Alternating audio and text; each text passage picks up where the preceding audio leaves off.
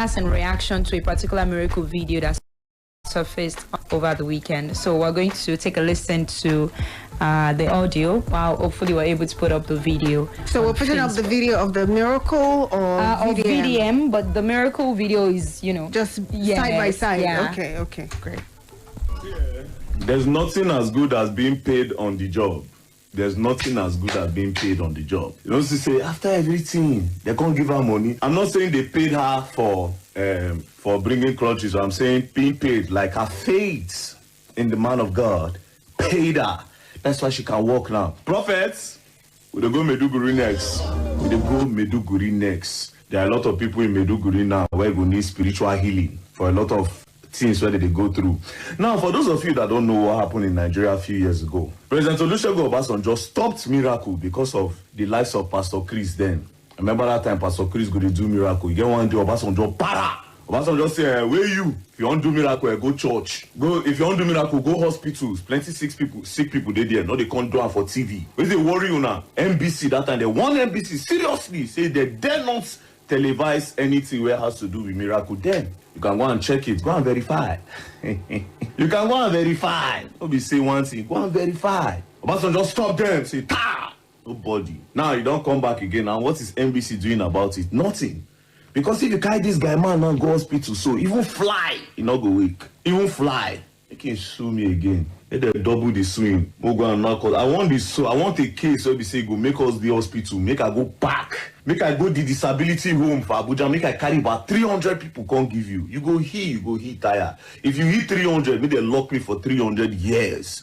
May they put me 300 years in prison. 300 years in prison. Yes. In short, not just him. May they bring almost all the old pastors for this country. Can't you people heal our economy? Can't you heal our economy? Why does it have to do with making people feel like you have power so people to come to your church? So that's what he had to say with regards to that. And I mean, just like Chacha was asking while we're taking a listen to that, it was not televised on TV, but we're not sure. Correction that during Obasanjo's time, he didn't ban miracles. It was just going to be televised. So, on television. Yeah. But so that's what he had to say with regards to that. I can understand his frustration, especially when we take our minds back to the whole miracle, all these things that they were selling, But I do not think that perhaps it was easy then for President Obasanjo to do it because social media wasn't what it is now then. So if you ban it from the television, people will still have it will still go viral in the same way that it's currently going viral now. So I don't think it would do much. But it's just the man who's voicing his frustration about things like that. Yeah.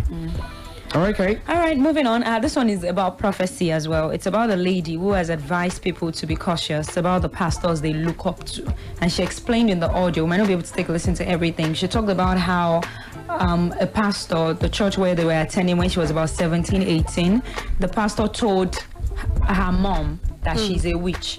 And she's trying to kill her mom. That imagine if her mom had reacted to that particular prophecy. Or believed it by the pastor, where would she be right now? So just take a listen to this. Honestly, I've gone through a lot in this life. And the worst of all are all these people that gives bad prophecies. In fact, I remember when I was around 17 or so. Was it 17? 17, 18, I don't know.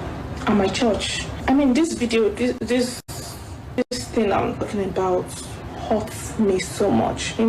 This is actually my truth. I think maybe because I have a voice now, I can talk. I couldn't talk before, I remember when we were in church, I was still in Jebu. Like I said, I was around 17, 18, and I was so young, and our pastor then, like Reverend and their husband and wife, this couple, I think that is one of the reasons I left Foursquare.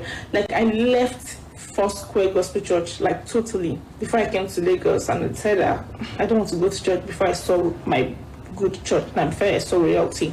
What happened back then that I don't want to go to church anymore?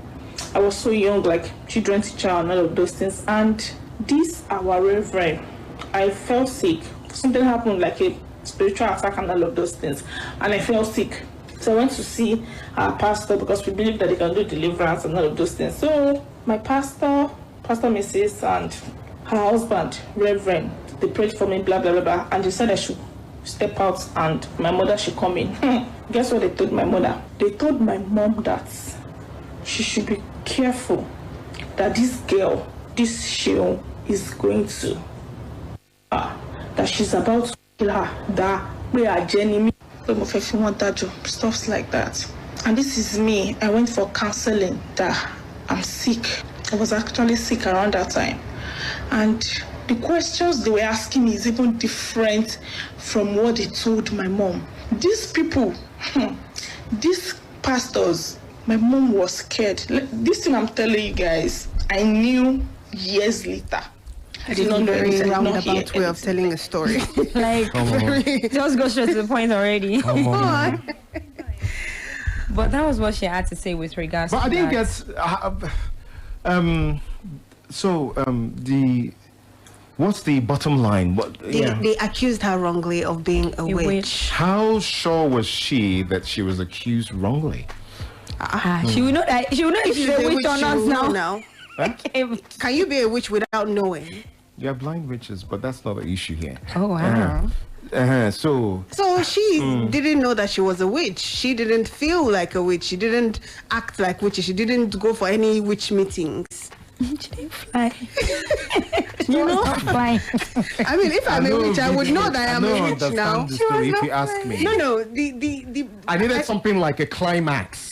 The climax is that her life would have changed if her mom had treated. We've seen stories where parents lock up their children, stab them. There's even a recent one from. So the parents didn't believe. Yes, like the mom that, did not believe, and the mom did not now treat her like badly a or witch. harshly, yes, Okay, because of that's that. it. To think that Yes. they're I was according looking at to that her. link, that connection. Yeah. Okay, so She's mom, what she is today because her mom didn't believe it. that and her mom, the prophecy that she was a witch. right. So her mom didn't hate her or treat her badly and things like that. I guess that's the message she was trying to put across. And I think there's some substance to it, even though I do not think her message or people talking against it has the ability to stop people from. There are people that believe in their prophets.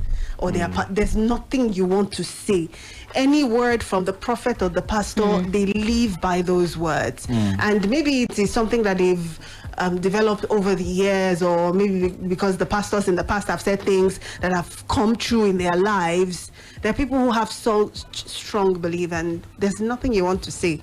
Whether your story turned out great or didn't turn out, now you sabi, they will not change.